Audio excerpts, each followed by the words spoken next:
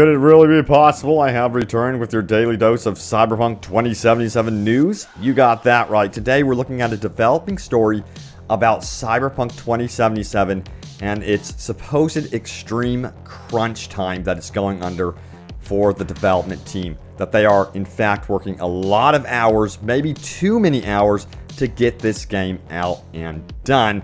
So there's several different reports here from Bloomberg News and then Game Informer, and they're essentially also going to war with each other and clashing because this is also the new headline. Journalists called out for allegedly fabricating crunch narratives for clicks. So yeah, we got a lot to go over with this one. So hey everyone, what's happening? Open World Games here, hope you're doing good, and let's do this. Alright, so first of all, we're going to be talking about this controversial situation here right now. We're going to start out with the most recent findings from Bloomberg News. This comes from Jason Schreier. He says this: here's CD Projekt Red co-CEO Adam Kinsey talking to investors about crunch yesterday, and him apologizing to his employees for those comments today in an email obtained by Bloomberg News. Right, quite a turnaround. Now, I gotta go ahead and say, I'm no investigator or anything like that.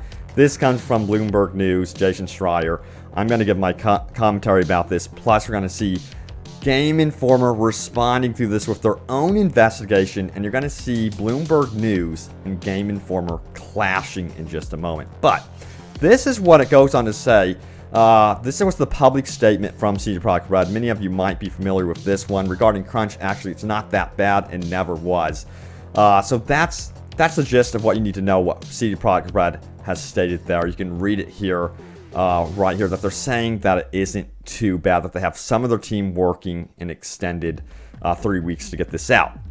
But internally, the story is apparently very different, as this is what the email says here from CD Projekt Red to the employees. It says, from the bottom of my heart, I would like to apologize to everyone for what I said during Tuesday's investors conference call. I had not wanted to comment on crunch, yet I still did, and I did it in a demeaning and harmful way. Truth be told, it's only now, when the stress connected with the delayed decision and the call itself is lifting, that I'm fully realizing the true extent of my words. I have nothing to say in my defense.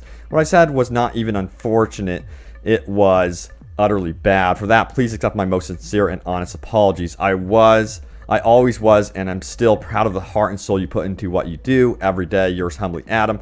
P.S. If anyone wants to talk with me directly, I'm in the boardroom on the first floor and on Slack. All right. So you can kind of see that there's a bit of a difference there between what is said publicly and what is being said privately. So that's definitely very interesting. Now, it is really important to note that Jason Schreier is not the only one reporting on the crunch in a negative fashion. Forbes' very own Eric Kane says it's time to stop defending CD Projekt Red over Cyberpunk 2077 crunch. And yeah. And then also, Jason Schreier went on to say this: imagine working so many hours that in June your studio had sent out an email apologizing to everyone's spouses, partners, because it often means the devs cannot participate on the home front, and then seeing quotes like this from an executive who owns 70 million stock. And it says CD Projekt Red's boss says Cyberpunk 2077 crunch is not that bad and never was. So he's quoting that right there. That quote right there, it seems, didn't land in CD Projekt Red's favor. Now, Game Informer kind of did their own investigation, and they're saying the crunch isn't as bad as made out to be. That a lot of these reporters, such as Jason Schreier, have been very sensational about how they're reporting on this. So this is the quote from Game Informer. It says, the reality is that CD Projekt Red employees voted. They had the option to extend the game another 6 weeks per work 6 days a week to get the game done. That's worded strangely. And then they said they overwhelmingly voted in favor of finishing the game. These game journalists wrote these pieces, and it affected them so negatively that they were actually afraid to celebrate the game going gold. There's no reason to celebrate right now because although the game is gold, it's still delayed. So yeah, that's unfortunate. But yeah, they were so fearful to celebrate the game going gold, unfortunately. And it says, in terms of crunch, everyone I talked to over there has not seen it as crunch, and from what I'm understanding, is that it wasn't just a random drop. There was a discussion beforehand about weighing the different options. So that's a completely different take right there. Now, Instantly, Jason Schreier responded to Game Informer out on Twitter saying, a Game Informer podcast recently suggested that my reporting on Cyberpunk 2077's crunch is incorrect. Never mind that I've interviewed nearly a dozen CDPR devs. Here's an email from studio head Adam Bowensky in June 2020 apologizing to the developers' partners for all the overtime. And he highlighted this there. He says, if I could wish for anything, I would like to humbly ask you to endure in the effort to deliver the game. I also would like to extend an apology to your partners and ask for their support as well. Dear partners, I am fully aware that the hard work of your loved ones often means they cannot participate on the home front, but I promise this is the last stretch and the finish line is near, which wasn't exactly the case because the game was delayed again. And if it's delayed 6 months, into 2021, this will become, I think, even more of a story, to be completely blunt. All right, now we have Jason Schreier getting responded to by Liana Rupert of Game Informer. Says, again, the context not there in the tweet. This is why I don't do a lot of takes on Twitter. Too much nuance gets shelved. Too much context gets lost. This is so disappointing to see. So you can see it's heating up between Bloomberg and Game Informer for sure. Now also, Jason Schreier responded saying, a company embracing crunch culture doesn't make it evil or malicious or an industry villain, but I've never seen so many people jumping through hoops to try to deny or underplay reality the way they're doing for CD Projekt Red and Cyberpunk 2077.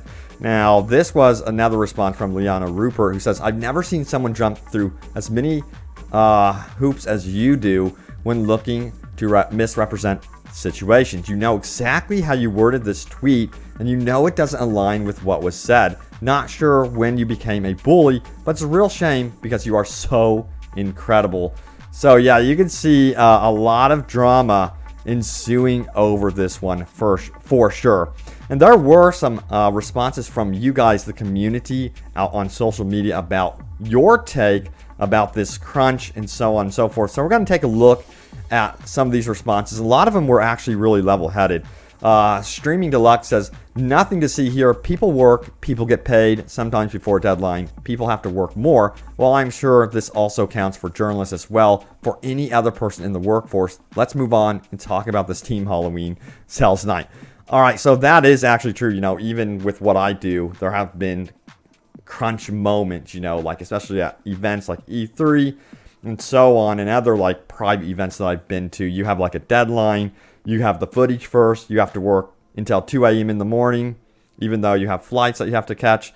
So yeah, that's something that I've actually had to deal with, and I do get crunch in the short term. When it comes to crunch in the long term, that's totally inappropriate in my opinion, because then you begin to neglect your personal life, your family life, your mental health. That's when it becomes a major issue. And I think that's kind of what the issue is here when we discuss crunch in the game development world.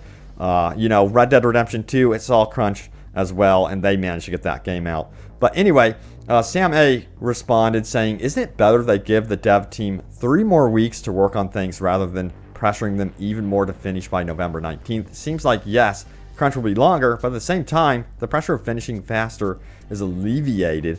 So an interesting take right there, because if you're working on something fast, you're going to be making more mistakes, at least in my opinion. That's how it usually goes. All right, then we have Samuel Piercy, who says, it feels a bit careless to manage internal-external communications like this, considering that the company is publicly traded and that it is constantly under the spotlight of the media and the community. It just makes it harder and harder to be taken seriously. Absolutely. I do agree with that one for sure. And that also goes with the release date. We've seen several release dates for Cyberpunk 2077, and the communication on Twitter was like, oh, hell yes, this game's definitely coming out on November 19th. And then, it was delayed. So that sort of communication needs to be also addressed as well going forward. But yeah, let me know what you guys think about crunch, your take on it. But now, you guessed it, it's time to go over your top comments. Remember to leave a comment down below. It could end up in a future video. Let's do this. And top comment number 1 comes from Jonathan Molina Marta, who says, I'm going to go on record and say that I'm really confident on this release date. And they say the following. Hopefully this ages well. Yeah, let me know how many of you are confident on the December 10th release date. It seems like a lot of you are coming around to the idea that this game might actually be releasing before Christmas. We'll see. It's going to be interesting. All right, next up we have a longer top comment from It's Horizons, who says, no matter when we get Cyberpunk, I'm feeling really confident in the game as a whole. I think I'll be one of those. I think it'll be one of those games you revisit years later and look back on with fond memories. The first one like that for me was Oblivion, and those are few and far between. Just wish everyone on social media was more understanding. CD Projekt Red hasn't always been a big company, and they've messed up here with the early release dates, but compared with other studios, they are still the golden standard. The golden child we've been waiting for since the dawn of microtransactions, which you can thank Bethesda for. Damn horse armor. He says, to quote a great man, this is outrageous. I love this place, and it pains me to see all the negativity festering. Only real ones will get the reference. At this point, I think I'm paying more attention to Assassin's Creed Valhalla's development. I freaking love The Last Kingdom and just started watching Vikings, so the setting is very appealing. But Odyssey was kind of off for me, and I love ancient Greece. Guess we'll see. Anyways, have a great day, you all. So, yes, I too, right now, am absolutely obsessed with Assassin's Creed Valhalla. And yes, I too am also watching Vikings. I've already watched it once, and I'm watching it again with my girlfriend. But it is amazing, Vikings is. And I'm like, man, this Assassin's Creed Valhalla is coming out at the perfect time. So I'm absolutely thrilled that they've made a game that kind of ties into, in my opinion, one of my favorite shows. So yeah, I'm totally hyped for Assassin's Creed Valhalla. But I thought that was worded very well and level-headed post right there. Lurch685 says, I'm getting this game for PS4 and will upgrade to PS5 when I can. Hell yeah. I think I'm just going to get it on PC. I probably will upgrade my PS4 version of Cyberpunk 2077 to PS5. Just check it out for you all and to see what's up with that. So yeah, that's something I am considering doing. Alright, Nikhil Ganta says, I have had actual dreams when I sleep that I'm playing Cyberpunk 2077. I must say, it runs amazing. I've noticed several of you are having dreams.